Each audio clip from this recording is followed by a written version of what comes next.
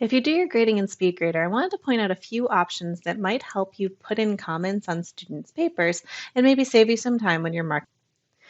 Canvas rolled out a couple of new SpeedGrader features, and I'm going to make this window a bit bigger so you can see them. When you scroll down here, you'll see we have a few new ones. This one right here is the text-to-speech recognition. So if I click on this, and then I click on the red record button, as I talk, my comments will start to show in the box. Excellent job staying on task and maintaining APA style throughout. When you're finished, you click the little square, and then your comments will come in right here. So the text speech option might help you if you don't really want to necessarily type up all of your comments. You want to throw them in right there. The other option is you now have the ability to screen record.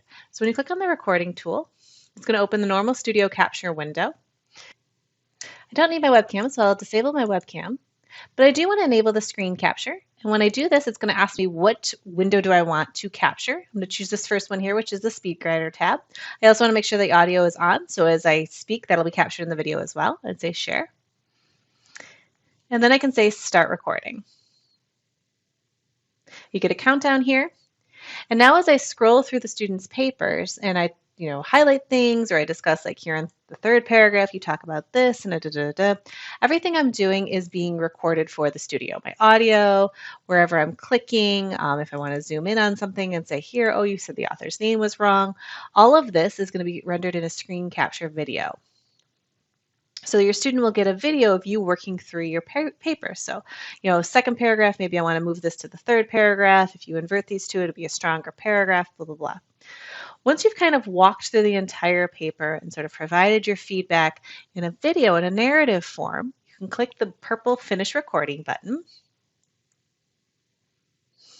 And then I'll get a video. You can play it yourself if you want. You do need to give it a file name. So if I say feedback video, you cannot leave the untitled. It won't save. And then you can say save media.